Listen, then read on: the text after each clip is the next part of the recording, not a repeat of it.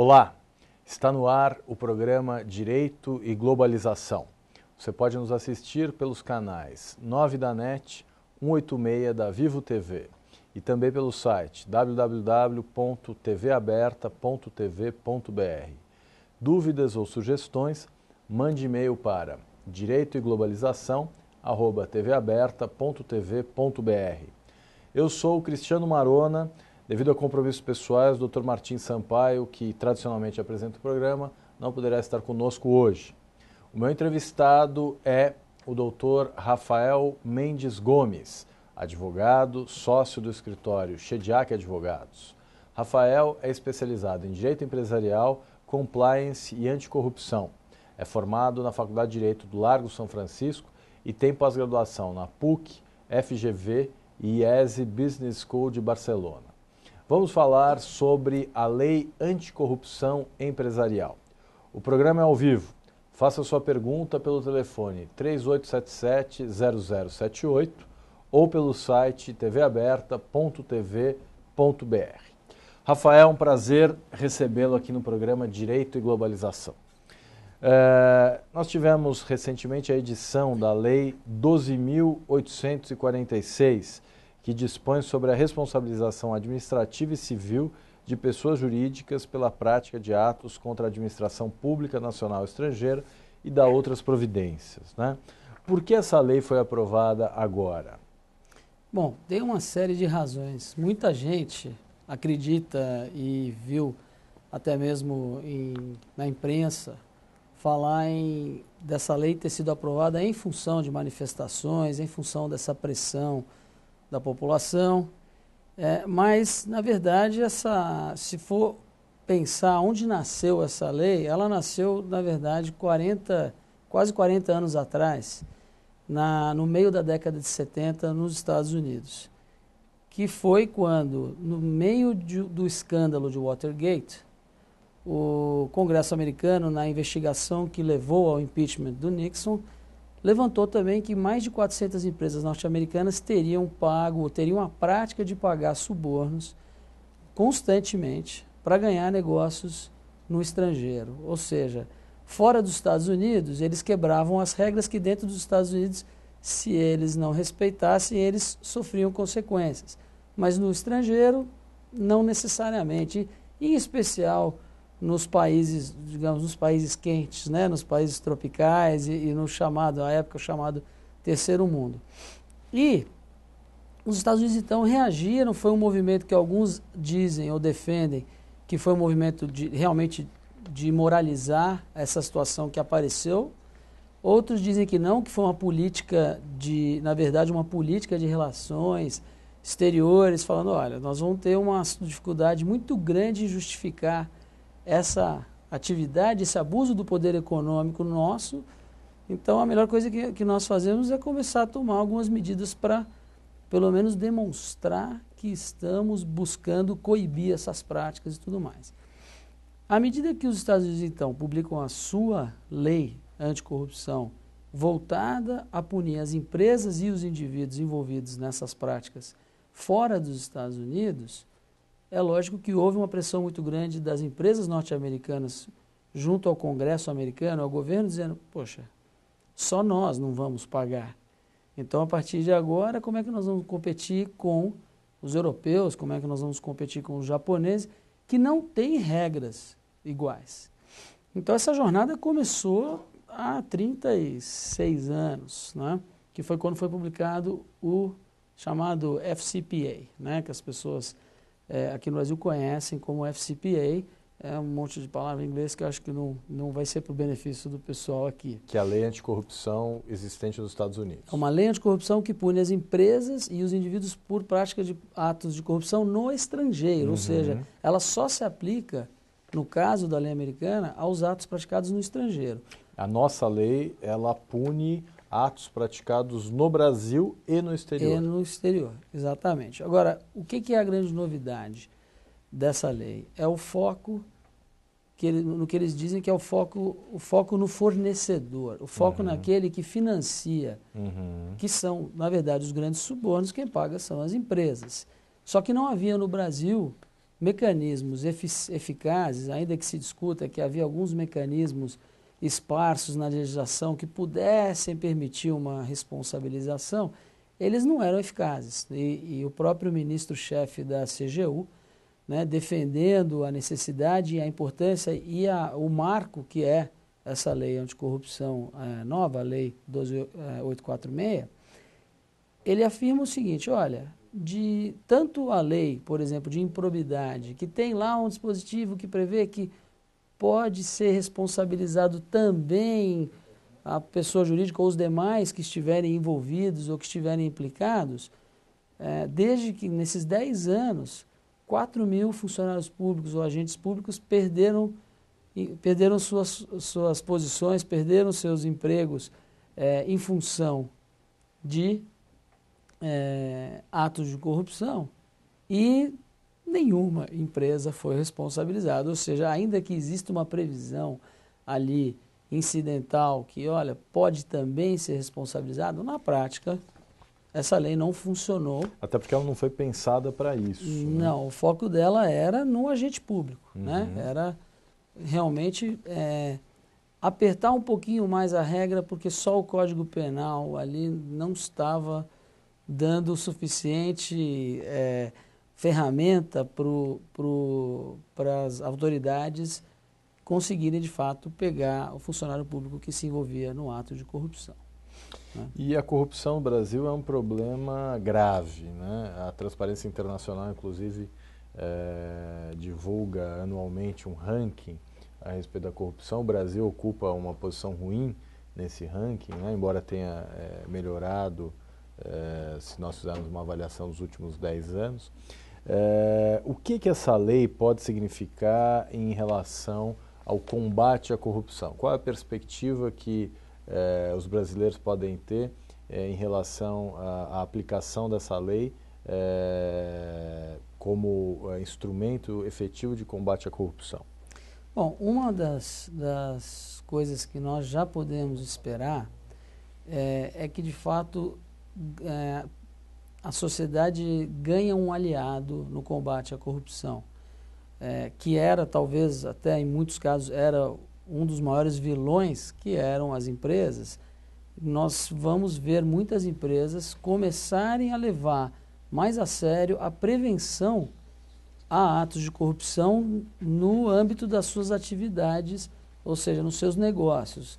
Até outro dia, quem se preocupava com isso eram só as empresas, justamente as multinacionais, que estavam sujeitas a algumas regras semelhantes nos seus países de origem ou nos países que têm essa aplicação fora do país dessas leis, que vinham com programas de compliance, vinham com programas de prevenção e de combate à corrupção nos seus negócios.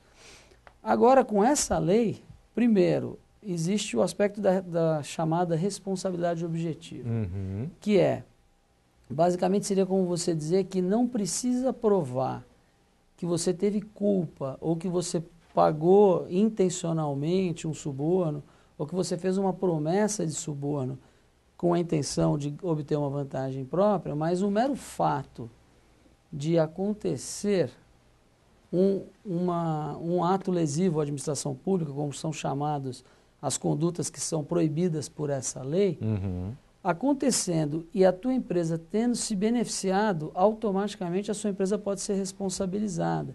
Sem que alguém tenha que conseguir demonstrar o pagamento, demonstrar que alguém entregou o dinheiro, porque por mais que a gente tenha visto uma ou outra vez na televisão alguém conseguir gravar o flagrante de uma entrega de dinheiro, essa é a absoluta exceção. Sem dúvida. Uma das coisas mais difíceis que tem no combate à corrupção é você conseguir, de fato, agarrar a pessoa no ato, fazendo a entrega do dinheiro para o funcionário público, muitas vezes porque essa entrega nem é assim que essa entrega se dá. Às vezes a coisa é feita de uma forma muito mais elaborada, sofisticada e sutil. Agora as empresas estão sujeitas a responder, ainda que não haja provas da participação, até mesmo do conhecimento da empresa. O fato de a empresa ter se beneficiado, por exemplo, numa licitação.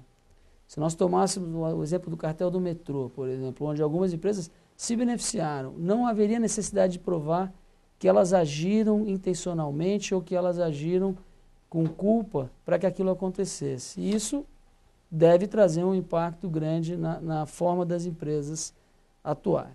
Nós temos uma pergunta já, o Juliano Tamura, que é aqui de São Paulo, ele faz menção a esse caso do metrô, ele pergunta, essa nova lei evitaria que problemas como o superfaturamento do metrô ocorressem?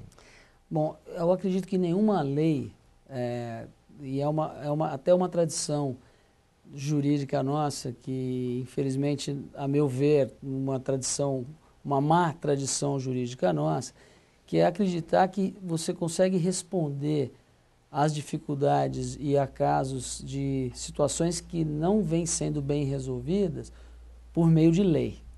A lei em si não é o que vai resolver, mas é lógico que a lei dá as ferramentas para as autoridades responsabilizarem aqueles que tiverem participado de coisas como foi o caso do cartel do metrô. Mas o que a lei principalmente oferece para as autoridades é não ter que achar o e-mail ou o documento assinado ou a prova do pagamento ou para qual conta bancária foi feito o pagamento, que é sempre nessas filigranas e na necessidade de provar por A mais B que foi o João, que foi o Pedro, que foi o Manuel, é que normalmente perde-se o caso. Aqui o caso é mais simples. Seria um caso na lei nova mais simples de se provar. Olha, houve alguns pagamentos, houve decisões ilegais e a sua empresa se beneficiou. Então isso seria suficiente, dentro do que é a lógica da nova lei, seria suficiente para responsabilizar as empresas envolvidas. E essa nova lei prevê também mecanismos mais eficazes de recuperação do patrimônio público, né? A recuperação ela é prevista por reparação de dano, quer dizer, se for possível, além das penalidades, que são penalidades que podem ser consideráveis aqui, são penas muito gravosas. Então, uma das formas de calcular essa pena é de 0,1% a 20% do faturamento bruto daquela empresa no ano anterior ao ano em que inicia-se uma investigação, uma apuração de um ato lesivo. Isso é um. Ou, se for uma empresa uma empresa fechada, que não tiver muito como você apurar o faturamento, aí na dificuldade de apurar pode ser de 6 mil a 60 milhões de reais de multa, além de permitir a reparação do dano. Perfeito. Bom, nós estamos chegando ao final do primeiro bloco. Eu convido a todos que nos assistem para que mandem as suas perguntas. Em breves instantes nós retornaremos.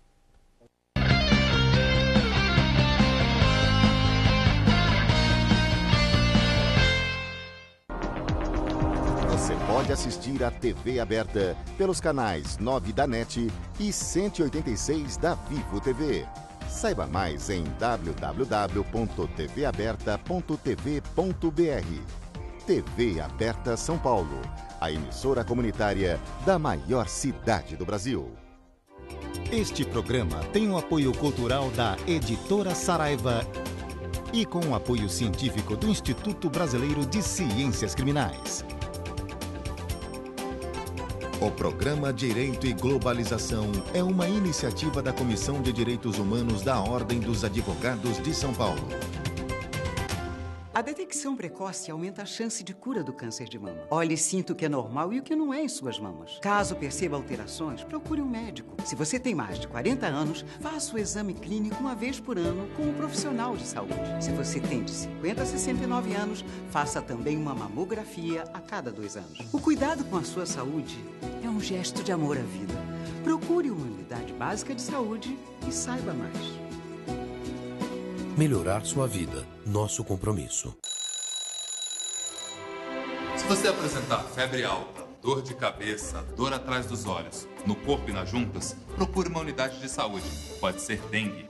Caso você já tenha sido diagnosticado e apresentar dores abdominais e vômito, não perca tempo. Retorne à unidade de saúde. Pode ser a forma grave da doença. O SUS preparou milhares de profissionais de saúde para te atender melhor. Juntos, somos mais fortes nesta luta.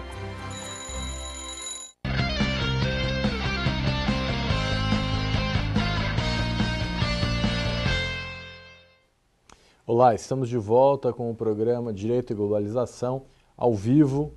Faça sua pergunta pelo telefone 3877-0078 ou pelo site tvaberta.tv.br. Participe.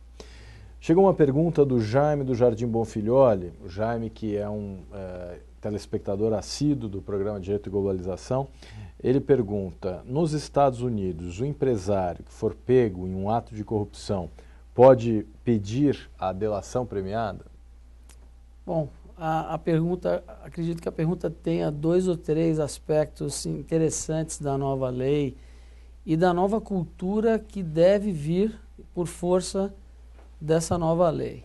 E que já não é novidade em outros países. Nos Estados Unidos, de fato, a delação premiada, acho que todo mundo assiste até nos filmes, que a delação premiada ela já existe para qualquer delito praticamente, porque existe a possibilidade do promotor negociar. O plea bargaining. Exatamente. Ele pode negociar, olha, você se entrega, aceita uma pena menor, mas você me dá as informações para eu pegar o resto das pessoas envolvidas. Então isso é básico do direito norte-americano. Mas especificamente na aplicação da lei anticorrupção norte-americana, o tal do FCPA, é muito comum justamente que a empresa que descobre que ela tem um problema, ou seja, que aconteceu um ato de corrupção dentro do seu negócio num país estrangeiro, hoje em dia ela já procura a autoridade, normalmente, é uma preocupação que ela tem de procurar a autoridade para entregar a informação antes de que essa informação chegue por outro caminho. Porque as penas são muito mais graves nos Estados Unidos se a empresa, descobrindo o fato, ela tentar esconder. Se ela descobrindo o fato, ela demorar para tomar alguma atitude. E o que se espera hoje nos Estados Unidos você descobriu que alguém dentro da sua empresa autorizou um pagamento, autorizou um suborno, e até mesmo as formas de suborno muito sutis. Os últimos casos são casos de empresa que levava médicos para congressos e pagava esperando alguma contrapartida. E os médicos, muitas vezes médicos de hospitais públicos, médicos que trabalham para o sistema público de saúde, esperando que eles passassem, por exemplo, a prescrever preferivelmente o remédio dele ou o tratamento que usa a técnica e equipamento dele ao de outros. O emprego, simplesmente empregar filhos de funcionários públicos. Tem casos que a infração vocês contratavam filhos de funcionários influentes com a finalidade de obter vantagens. E esses casos, você vê que a postura da empresa hoje, de ir para a autoridade e falar, olha, descobri que tem uma situação que pode ter sido uma violação da lei. Então nós vamos investigar, então as empresas investem muito dinheiro numa investigação interna, contratam empresas de investigação, de consultoria, escritórios de advocacia, fazem uma investigação e com uma obrigação, que é uma diferença nossa também da nossa cultura. No Brasil, quando a empresa ela recebe uma notificação ou uma intimação e ela está sendo investigada, ela ainda tem, normalmente a cultura é esconder a informação e se defender e buscar derrubar os mandados de busca, derrubar a busca e apreensão, derrubar qualquer pedido de oferecer documentos, ao passo que nos Estados Unidos o processo é muito diferente. Então lá a coisa é bem mais complicada para a empresa e por isso mesmo a empresa, quando identifica, ela se apresenta. Porque ela sabe que ela tem muito a ganhar de menores penas, de menores sanções e de receber crédito por cooperar.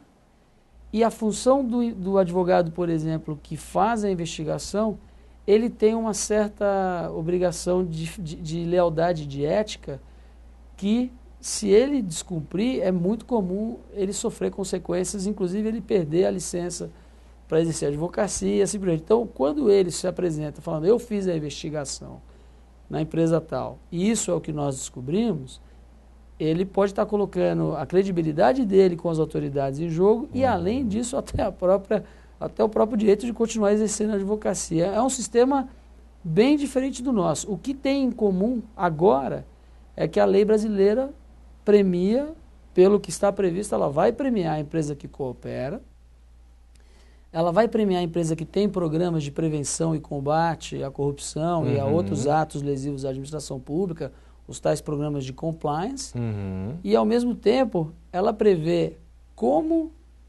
ilícito tanto a corrupção como a tentativa de dificultar a ação da autoridade que investiga, que também é um outro aspecto interessante da lei. Se discutiu há algum tempo atrás a ideia de transformar o crime de corrupção em crime hediondo.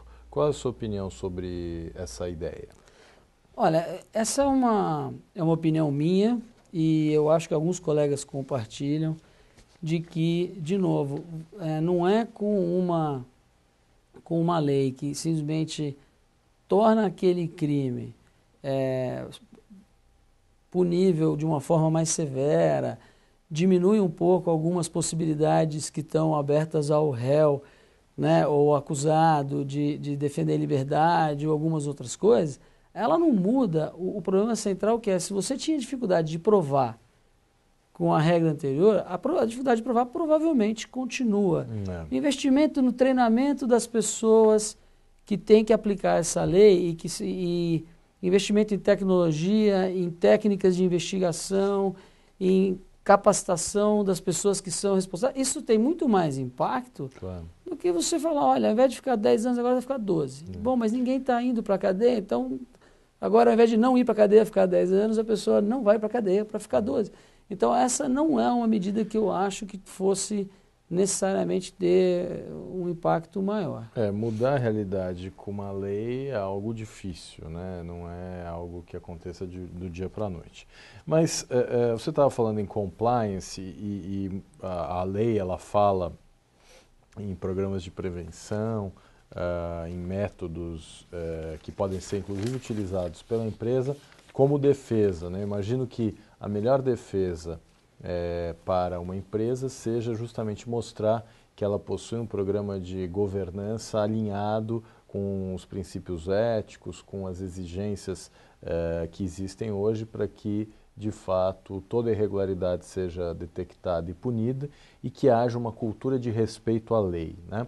Queria que você falasse um pouquinho sobre o que é um programa de compliance, quais os seus elementos principais, enfim, fizesse uma rápida pincelada sobre esse tema. Bom, apesar da lei não falar de forma muito clara como que isso vai acontecer, ela segue uma tendência global já, que em outros países que têm programas, que têm leis que punem sociedades, empresários, empresas, pela pessoa jurídica, pela prática de atos de corrupção, elas reconhecem justamente como uma atenuante e como uma forma de tratamento mais favorável à empresa que se envolveu num ato de corrupção, mas que demonstra que tinha mecanismos para, de forma de boa fé, não era só para fazer crer que tinha, não era colocou na prateleira um binder lá com várias políticas e que ninguém sabe na empresa que aquelas políticas existem, elas nunca são aplicadas, nada disso, é demonstrar de fato que a empresa tinha muitos mecanismos e medidas dentro da empresa que tinham o objetivo de evitar essas situações e receber crédito. Então, nos Estados Unidos, por exemplo, você tem uma fórmula matemática mesmo que diz, se a empresa conseguir provar esse ponto, que ela tinha um programa voltado a evitar atos de corrupção, detectar situações suspeitas e averiguar essas situações e atacar as situações, encarar e confrontar, ou seja, demitir os envolvidos, mudar o procedimento, se o procedimento dava margem para isso acontecer, aumentar os controles internos e evitar tudo isso, essa empresa ganha pontos diretamente no cálculo da pena que ela recebe. E a proposta da lei brasileira, apesar de não ter uma clareza muito grande ainda de como que esses critérios vão ser aplicados, ela prevê isso. O programa de compliance, ele nada mais é do que um conjunto de medidas um conjunto de processos e procedimentos internos da empresa que tem como objetivo gerar dentro da empresa uma conscientização de que a empresa não compactua, de que a empresa não tolera, de que a empresa combate, que a empresa conta com os empregados nesse combate, que a empresa realmente tem mecanismos que tornam isso possível. Ela tem, assim, você vai ter uma lista que a gente pode até entrar um pouco mais no que tipo de atividade ou medida a empresa pode fazer, mas a questão fundamental é, a empresa tem um compromisso e demonstra e prova que havia um esforço muito grande da empresa em evitar essas situações, porque justamente hoje, com responsabilidade objetiva, não adianta tentar provar que não sabia, ninguém mandou, o dirigente não tinha conhecimento, não foi ele que instruiu. Essa discussão não vai valer muito nesse contexto. O que vai valer mais é você demonstrar que cooperou e demonstrar que você tem medidas implementadas eficientes para evitar essas situações dentro da sua empresa. Perfeito. Nós temos algumas perguntas aqui. A Lorena de Interlagos pergunta, essa lei irá melhorar a imagem do Brasil lá fora e favorecer investimentos internacionais no Brasil? Sem dúvida. Eu acho que aqui nós poderíamos desenvolver um pouco algumas das consequências que nós podemos enxergar para o país se tornar mais atraente a investimento estrangeiro e como que essa imagem pode melhorar e como que ela poderia piorar na falta dessa lei. Perfeito. O Gilson do Brooklyn pergunta, qual o valor da multa para a empresa corruptora? Acho que você tinha falado já, né? Bom, 0,1 a 20% do faturamento bruto do último exercício antes da situação aparecer, ou de R$6 mil a 60 milhões de reais, e tudo isso levando em consideração a capacidade econômica da empresa infratora. Perfeito. O José Oliveira do Tatuapé pergunta, se um governador estiver envolvido em corrupção, segundo a nova lei, ele será punido, será processado e preso? Não essa nova lei não tem foco no agente público, ela tem foco na empresa que participou, o que não impede de ele ser responsabilizado com base no Código Penal e na lei de improbidade. E é preciso lembrar que a lei prevê sanções administrativas e civis, né? As sanções penais continuam previstas na lei penal. O Jaime do Jardim Bonfilholi agradece a atenção à pergunta dele e lembra que nos Estados Unidos vigora o direito anglo-saxônico, diferente do Brasil, em que há o direito romano, cuja funcionalidade jurídica é bem diferente. É verdade, Jaime, como você bem colocou, nos Estados Unidos vigora o sistema da Common Law, aqui nós temos o sistema da Civil Law. Vamos para o nosso intervalo e voltamos em seguida com o programa Direito e Globalização.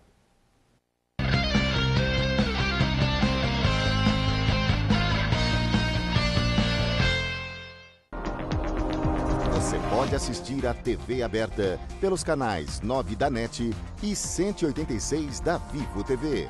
Saiba mais em www.tvaberta.tv.br. TV Aberta São Paulo, a emissora comunitária da maior cidade do Brasil. Este programa tem o apoio cultural da Editora Saraiva e com o apoio científico do Instituto Brasileiro de Ciências Criminais. O programa Direito e Globalização é uma iniciativa da Comissão de Direitos Humanos da Ordem dos Advogados de São Paulo. Xixi no banho! Queremos que todos façam! Homens, mulheres, crianças, brasileiros ou não, nobres, plebeus, músicos, desportistas, pessoas que são metade homem e metade monstro, coisas do além, pessoas de outros planetas, fenômenos do cinema. Enfim, se você faz xixi, tá convidado. Faça xixi no banho. Ajude a Mata Atlântica. Vivemos esperando dias melhores.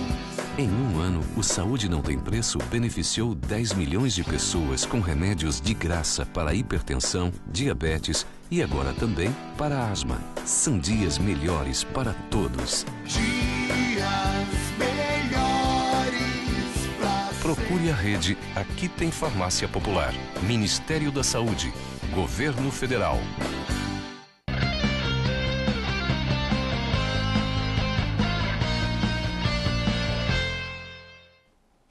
Olá, estamos de volta com o programa Direito e Globalização. Estamos falando hoje sobre a Lei Anticorrupção Empresarial, recentemente aprovada pelo Congresso Nacional. Dr. Rafael Gomes, especialista em Direito Empresarial, está conosco. Rafael, a gente estava falando sobre programas de compliance e um dos elementos de um programa de compliance é justamente a existência de um código de ética, né, dentro de uma empresa. Explica para a gente um pouquinho como é que funciona isso. Bom, a lei, de fato, a maneira como ela colocou a questão do programa de compliance, ela colocou muito foco na existência de um código de ética, no código de conduta e na aplicação efetiva, eficiente desse programa, né? E isso veio até mesmo por alguns grupos que trabalharam durante o processo legislativo, tentando trazer, porque a lei não havia referência a isso, e justamente tomando emprestado do aprendizado dos países onde isso já está mais maduro, etc. O que acontece? Um programa de compliance, que pode parecer, você joga isso no ar, um programa de compliance, mas na prática, como é que uma empresa, como é que eu verifico se a empresa tem isso, e se eu quero implementar na minha empresa, o que quer dizer isso, né? O Código de Ética é um dos blocos de uma construção maior, né, que é um programa de compliance. O programa de compliance vai ser avaliado por diversos elementos que deveriam estar presentes. Você entendendo como funciona uma empresa, você fala, se eu quero que a empresa se comporte de uma determinada maneira, se eu quero que os empregados se comportem de uma determinada maneira, o ponto de partida é o comportamento da alta administração. O ponto de partida é a liderança pelo exemplo. E por isso existe muito bem conceituado, muito já concretizado nos conceitos de programa de compliance, que o primeiro ponto é o comprometimento da alta administração com uma cultura ética, com uma cultura de fazer o que é correto. E isso quer dizer, em outras palavras, o seguinte: primeiro, não adianta o diretor, o CEO de uma empresa, o presidente de uma empresa, ligar para o Dr. Rafael, que é o diretor jurídico dele, e falar, Dr. Rafael, nós precisamos de um programa de compliance, você cuida disso, tá? E esqueceu o assunto está delegado, eu resolvi, agora eu vou continuar fazendo, construindo, vendendo, ou prestando serviço, seja lá o que for o negócio da empresa. Precisa ter a participação desde o começo, ele precisa participar da construção do programa, ele precisa participar de uma supervisão, de tempos em tempos precisa ter a curiosidade de saber, mas está funcionando, não está, pedir relatórios, pedir que seja atualizado sobre o andamento. A mensagem dele, quando ele faz a reunião anual de vendas, não deve ser só sobre vendas, deve ter algum tempo dedicado a contar para as pessoas qual a expectativa da empresa de comportamento ético, de comportamento correto. Isso é o primeiro ponto. O segundo ponto é ter um código de ética, porque nós podemos achar que é muito claro para todo mundo o que é certo, o que não é. Pesquisas recentes aqui no Brasil demonstraram, tem uma pesquisa da Vox Populi com a Universidade Federal de Minas, que diz que o brasileiro médio acha que tudo bem furar fila, que tudo bem andar no acostamento, que tudo bem usar carteira de estudante, não sendo estudante, para pagar meia, e mais vários exemplos de coisas que são claramente erradas, mas que a média da população não entende como erradas.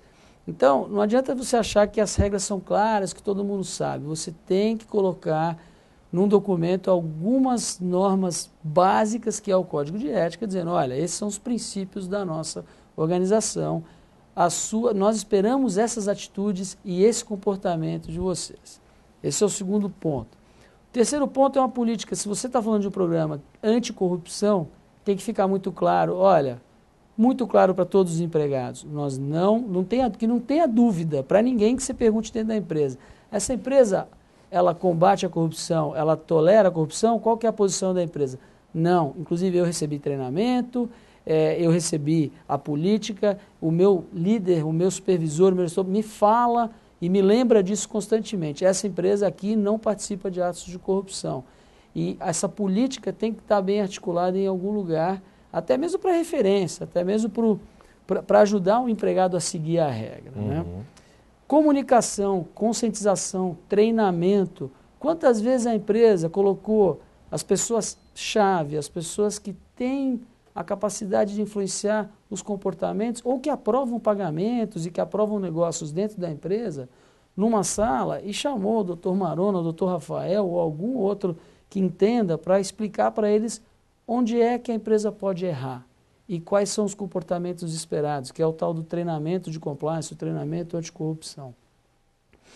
E se o empregado identifica uma situação errada, ou ele suspeita que tem alguma coisa acontecendo, a empresa tem que oferecer o canal de comunicação, que as pessoas falam de hotline, helpline, ou pode falar de canal de comunicação mesmo, canal confidencial, não importando o nome que é dado, é importante que exista um mecanismo. Então eu posso mandar um e-mail, posso mandar anônimo, não há necessidade de eu me identificar, eu tenho garantia de que não vai haver retaliação contra mim, proteções para que a pessoa se sinta encorajada a reportar situações suspeitas. Justamente porque a empresa quer saber, porque ela quer evitar ou ela quer responsabilizar quem está indo contra as suas próprias políticas. Porque a política da empresa, se for implementada de boa fé, ela não quer que aconteça. Né? E essa seria um dos caminhos. Se você recebe uma notícia de que alguma coisa pode estar acontecendo, o que você espera que a empresa faça? Que apure, que investigue. Concluiu a investigação, varre para baixo do tapete, passa a mão na cabeça? Não. O próximo ponto de um programa de compliance é: nós responsabilizamos as pessoas que estavam envolvidas quando nós apuramos que houve de fato um ilícito. Em segundo lugar, se aquela investigação demonstrou que o nosso sistema é falho, tem buraco, e esses buracos estão sendo explorados por pessoas de má fé dentro da nossa organização, ações corretivas. Né? E, além disso, você tem algumas unidades internas da empresa que podem ajudar nesse programa, que são, por exemplo, o grupo de auditoria. A auditoria interna pode analisar alguns pontos e processos da empresa para identificar que, olha, a sua política diz que você não vai fazer um pagamento sem que haja documentação que comprove exatamente do que se trata esse pagamento. A auditoria pode ajudar fazendo uma amostra de pagamentos aleatórios e demonstrando que, olha, nem sempre a regra funciona. E aí, como que a empresa vai reagir aos relatórios de auditoria para atacar essas falhas que foram identificadas. Então, todos esses são pontos que deveriam fazer parte de um programa completo de compliance. E a ideia, então, básica do compliance é tentar prevenir o problema antes que ele aconteça e ter mecanismos adequados para que a apuração dessas irregularidades seja feita e para que os responsáveis sejam punidos. Né? Exatamente.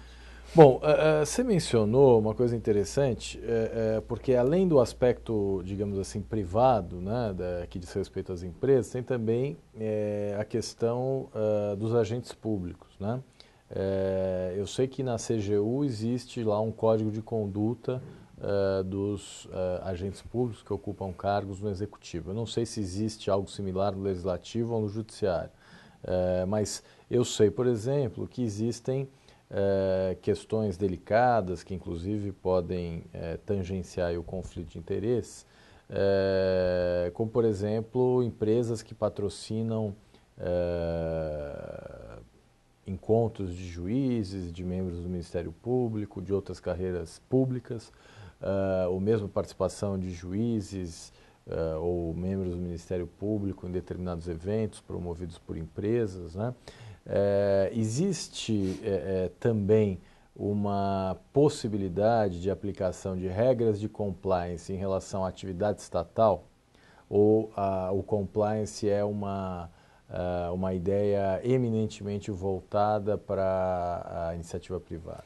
Não, sem dúvida, dentro do funcionalismo público e em cargos de confiança, e cargos onde a pessoa está investida de defender os interesses da coisa pública, torna-se ainda mais grave, ainda mais importante isso. E existem códigos de ética e códigos de conduta de servidores públicos nas mais variadas esferas, municipal, estadual, algumas inclusive em alguns estados, você tem uma do Executivo, mas ao mesmo tempo você tem uma da Secretaria da Fazenda, e ao mesmo tempo você tem uma, e às vezes elas não são 100% compatíveis, ou pelo menos não há uma uniformidade entre elas. Nós tivemos recentemente, tem um trabalho muito bacana que está sendo feito pela Controladoria Geral do Estado de São Paulo. Nós tivemos com o presidente, na semana passada, com o presidente da CGA, que é o Gustavo Húngaro. Gustavo Húngaro, e ele estava justamente nos falando da iniciativa de harmonizar os diferentes códigos de ética e os diferentes códigos de conduta dos servidores públicos no estado de São Paulo. Porque, primeiro, que se percebe que é ruim você ter uma colcha de retalhos e cada um tem uma regra um pouco diferente.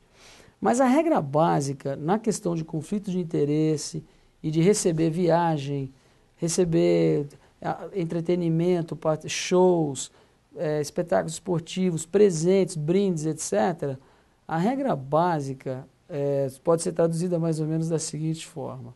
Existe uma proibição de você dar o presente àquele que exerce atividade regulatória sobre você, ou a quem cabe tomar alguma decisão para que você possa se beneficiar ou não. Para essa pessoa você não pode dar o presente, você não pode oferecer nada de valor, etc. Então a regra é muito clara, a regra é o seguinte: para quem você quer dar o presente ou a coisa de valor, você não pode. Para quem pode, você não quer, porque afinal de contas você não tem nada a ganhar com isso. Então, no final das contas, é uma área que a gente tem muitas empresas que nos consultam sobre coisas às vezes pequenas, um brinde no dia da secretária, para secretárias do Poder Público. Então existem atividades que não são em si, não são... Ninguém está tentando corromper ninguém, mas você tem que tentar separar justamente esse presente que você não pode dar, que é aquele que pode influenciar, ou ter o condão de influenciar o funcionário público. Perfeito. Rapidamente, que nós estamos já no final desse bloco, o Kleber da Saúde pergunta: como faço para denunciar a empresa onde trabalho sem me prejudicar? É uma empresa de pequeno porte, mas há grandes indícios de que seja corrupta. Bom, a empresa como é que é o nome dele? Kleber. Do Kleber. A empresa do Kleber provavelmente não tem um programa de compliance, porque até mesmo não é a regra hoje ainda no Brasil, é a exceção, né? Mas junto às advocacias públicas e a Controladoria Geral, a Controladoria Geral do Estado e tal, existem os canais, inclusive canais que permitem que a pessoa fique anônima. Então é uma questão de entrar no site da CGU, da CGA, da Advocacia Geral da União, etc., que tem algumas que têm os canais lá. A CGU com certeza tem. Muito bem. Então, vamos encerrar esse bloco por aqui, convidando a todos que nos assistem para assistir o último bloco de Direito e Globalização.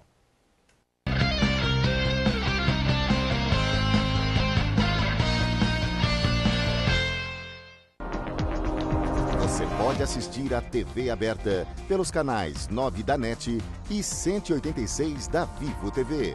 Saiba mais em www.tvaberta.tv.br. TV Aberta São Paulo, a emissora comunitária da maior cidade do Brasil. Este programa tem o apoio cultural da Editora Saraiva e com o apoio científico do Instituto Brasileiro de Ciências Criminais. O programa Direito e Globalização é uma iniciativa da Comissão de Direitos Humanos da Ordem dos Advogados de São Paulo.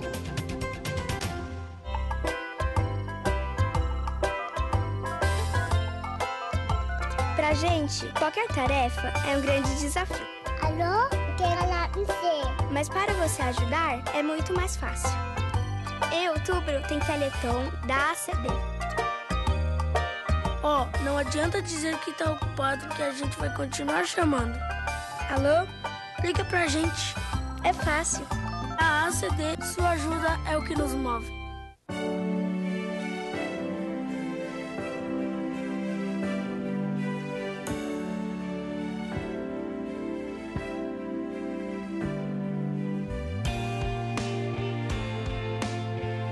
Doar sangue é um ato de solidariedade que eu, você, todos nós devemos praticar.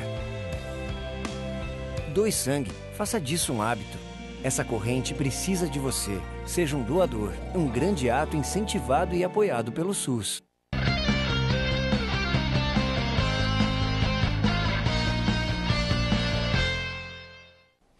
Estamos de volta com o programa Direito e Globalização. Hoje estamos falando sobre a Lei Anticorrupção Empresarial, que foi recentemente editada no Brasil. Rafael, você estava dizendo que a origem da nossa lei anticorrupção é justamente a lei anticorrupção americana, né? E nós tivemos nos Estados Unidos, em tempos recentes, diversos escândalos envolvendo corrupção empresarial, caso, por exemplo, da Emerald, da World.com. Existe nos Estados Unidos essa cultura o caso da crise financeira, diversos bancos quebraram, alguns deles com indícios veementes de fraude, né? Nos Estados Unidos, essas empresas foram punidas, as pessoas responsáveis foram também objeto de sanção. O que aconteceu nesses casos? Existem casos de gravidades muito diferentes que nós vimos nas últimas 2 décadas. Na verdade, nós observamos que houve um momento que foi chave e que, na sequência, você viu muita atividade de investigação, de aplicação das penas e sanções às empresas norte-americanas, que começou, não norte-americanas apenas, mas as empresas que foram alcançadas pela lei norte-americana. Os 10 casos que tiveram penalidades mais graves aplicadas à empresa que foi apanhada praticando atos de corrupção no exterior dos Estados Unidos, ou seja, fora dos Estados Unidos, dos 10 casos que saíram mais caro para as empresas, 9 são empresas não americanas. Elas são consideradas americanas porque, por exemplo, têm ações listadas em bolsa nos Estados Unidos, ou têm operações nos Estados Unidos, têm presença nos Estados Unidos, e daí o governo americano entender que eles têm jurisdição sobre essas empresas. Mas das 10 maiores multas, a maior delas foi a Siemens. A Siemens teve uma multa de 800 milhões de dólares entre multas e existe a figura de você restituir os lucros que você teve com aquelas operações e algumas outras penalidades somadas deram 800 milhões de dólares. E tem outra, e é uma empresa alemã. E teve outras empresas que você olha a lista, apenas uma empresa é americana de fato. Mas o que levou esse movimento, acelerou esse movimento durante a primeira década agora desse século, né? Foi que logo no começo você teve o escândalo financeiro da Enron e da WorldCom, que terminou, no caso da Enron, a empresa simplesmente deixou de existir. E carregou junto com ela os auditores, que era Arthur Andersen, que também deixou de existir. Ou seja, o mercado puniu essas empresas com a pena de morte. No caso, logo em seguida, você teve outras coisas que reforçaram as atividades do governo americano para controlar também a corrupção e lavagem de dinheiro e algumas outras coisas que giram em torno do antiterrorismo. Ou seja, você teve o 11 de setembro em 2001. E o 11 de setembro também acarretou uma série de iniciativas do governo americano de querer controlar mais determinadas atividades, e a corrupção caminha junto com lavagem de dinheiro, com terrorismo, com tráfico de armas, com narcotráfico, com tudo isso, todo o crime organizado e a corrupção andam de mãos dadas. Então também houve um esforço e um empenho maior do governo americano de combater a corrupção como uma parte das atividades que estão relacionadas, queira ou não, até mesmo com o terrorismo. Perfeito. E aí você teve todos os casos que se seguiram, e hoje em dia você tem em torno de 100 empresas que estão sendo investigadas no presente pelo governo americano, seja pelo Departamento de Justiça ou seja pela SEC, que é a CVM dos Estados Unidos, que são as 2 autoridades que aplicam a lei americana. Perfeito. Temos algumas perguntas que chegaram aqui. Uma curiosidade. Diga. Tem empresas brasileiras nessa lista. É mesmo? Eu não vou... Acho que é melhor não falar, porque eu não tenho nada contra essas empresas, claro. Mas existem empresas brasileiras, inclusive, que têm negócios, têm ADRs, que são valores imobiliários, são como se fossem ações negociadas na Bolsa de Nova York, e em função disso, e de terem surgido fatos que dão a entender que houve atos de corrupção, estão sendo investigados pelo governo americano. Perfeito. O Rubens do Itaim pergunta, essa lei alcança ou prevê a responsabilidade objetiva do corruptor? A responsabilidade objetiva do corruptor, sim. Na verdade, o foco dessa lei é responsabilizar o corruptor, mas entendendo o corruptor como quem se beneficia financeira, economicamente, que é a empresa, que é a pessoa jurídica. Essa mesma lei não prevê a responsabilização do indivíduo que está envolvido, do dirigente, do executivo, ou de pessoas dentro das empresas que tenham praticado esses atos, muitas vezes contra a vontade da própria empresa, contra as políticas da própria empresa. Existem casos, inclusive, recentes, nos Estados Unidos, onde ficou claro que quem praticou o ato praticou em benefício próprio. Um caso muito famoso, o caso do banco Morgan Stanley, que foi em Hong Kong. O presidente da unidade lá, ele tinha as metas, tinha as comissões dele. A empresa deixava muito claro e tinha um programa de compliance que tinha tudo aquilo que eu falei há pouco. Tudo. Eles provaram para o governo americano, escuta, eu tinha o programa, eu vigiava, eu controlava. Esse sujeito criou todo um esquema com terceiras empresas se passando por prestador de serviço, para onde ia o dinheiro, e daquele dinheiro pagavam, e no final das contas uma parte do benefício veio direto para o bolso desse dirigente. E tudo isso a despeito e contra o próprio interesse da empresa. E essa empresa foi inocentada. Então ele acabou enganando a própria empresa e burlando os mecanismos de controle que a empresa tinha. Para benefício próprio. Nesse caso, ele está sendo responsabilizado e a empresa foi... O governo americano falou, olha, nós não vamos fazer nada contra vocês porque vocês demonstraram que não foram vocês. Diferente aqui com a responsabilidade objetiva, onde não vai, em tese não vai ser zero a punição, porque existe o conceito de responsabilidade objetiva, você se beneficiou do ato, algum nível de responsabilidade você tem. Entendi. Agora, o corruptor, a lei prevê, por um lado, que eu não preciso pegar os indivíduos para poder responsabilizar a empresa. E eu não preciso responsabilizar a empresa para poder responsabilizar os indivíduos. Então, essas duas são coisas que vão correr em separado, e é lógico que a informação que vai chegar, coloque-se na situação agora do corruptor, do indivíduo que pratica o ato. Até outro dia, a empresa ia ser aliada dele, porque a empresa ia procurar abafar, ia procurar não cooperar, ia se esconder atrás de todas as proteções, as garantias fundamentais e tudo que tinha de defesa, porque não havia responsabilidade objetiva. Agora, a empresa vai ser quem vai ter interesse em identificar quem foram os indivíduos e dar os nomes e dar toda a informação que tem para as autoridades. Então, a gente pode esperar também que essa lei possa gerar indiretamente um aumento na responsabilização de indivíduos que se envolvem em atos de corrupção. Essa lei, essa nova lei anticorrupção, ela de alguma forma não se superpõe em relação a outros diplomas legais, a outras leis que tratam de assuntos semelhantes? Ela se superpõe, sim, existe aí o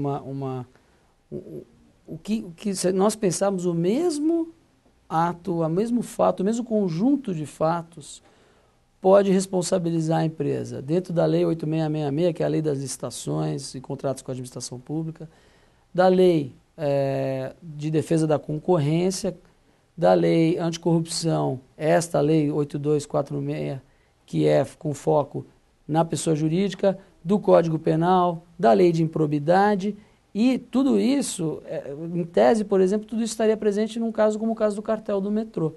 Então, o caso como esse hoje já tem uma superposição de diferentes normas, mas cada uma tem as suas sanções, tem o foco de qual é o aspecto da conduta que é condenado e também tem as sanções específicas, né? Mas sim, existe e vai haver algumas instâncias em que nós vamos ver investigações muito complexas, porque, além disso, elas ainda podem ser em diferentes países ao mesmo tempo. E aí a gente chega à questão da capacitação, da experiência de quem vai investigar, porque, afinal de contas, isso é novo e as pessoas também não têm ainda esse treinamento, né? Enfim, nós estaremos aí para analisar o desempenho das autoridades, né? A lei diz que a instalação e julgamento do processo administrativo para apuração de responsabilidade de pessoa jurídica cabe à autoridade máxima de cada órgão ou entidade dos poderes executivo, legislativo e judiciário, né? Então, também esses órgãos terão que se capacitar para poder desempenhar essa função. Sem dúvida, esse é um dos pontos da lei que recebeu mais críticas e com relação ao qual existe mais apreensão. E foi curioso, falando justamente com o Gustavo Húngaro da CGA, porque também existe uma preocupação porque nós às vezes temos uma visão muito romântica dos municípios, e são muitos municípios, são milhares de municípios no Brasil afora, e por um lado o pessoal olha muito como, bom, então o município pode ter o envolvimento do prefeito e ao mesmo tempo cabe então ao prefeito agora nomear a comissão que vai apurar e ele próprio, ou o primo dele, ou o amigo dele, ou o familiar dele está envolvido e tal. Essa é uma. A segunda é do ponto de vista de não haver equipamento, não haver capacitação, não haver estrutura nenhuma. Em muitos municípios não conseguem fazer o mínimo do que eles precisam fazer. Imagina você ainda jogar nas costas desse município, ter que apurar atos de corrupção, e são casos complexos, esses casos não são fáceis, né? Exigem experiência e tudo mais. Então, uma das coisas que está previsto na esfera federal é que a CGU pode avocar, ou seja, ela pode puxar esses casos para ela. O mesmo, ainda não existem mecanismos tão claros para os municípios, e aí pode ter muita dificuldade ainda que venha dessa falta de capacitação. Pelo menos a CGA, por exemplo, está pensando em prestar, inclusive como assistência a outras entidades da organização. Olha, nós podemos tentar ajudar a dar essa estrutura e alguma capacitação e algum suporte, porque senão realmente a tendência é que essas coisas acabem não sendo, ou seja, a lei fica sem efeito em alguns casos, né? Apesar de que a lei prevê que o Ministério Público, na omissão da autoridade, o Ministério Público pode tomar a iniciativa. Bom, o Miguel de Moema pergunta se o chamado cartel do metrô está em atividade há mais de 10 anos, segundo a mídia, como foi possível que ninguém da cúpula do governo do Estado de São Paulo tenha percebido nada?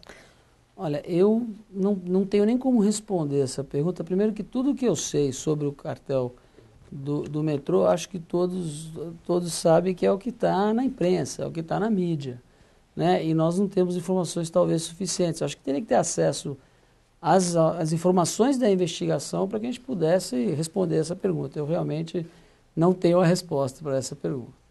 Muito bem. Bom, gostaria de agradecer imensamente o Rafael pela gentileza em comparecer aqui ao programa Direito e Globalização, em compartilhar conosco os seus saberes, o seu conhecimento a respeito desse tema. Gostaria de agradecer a todos os que nos assistem e convidá-los para o próximo programa. Muito obrigado e boa noite a todos.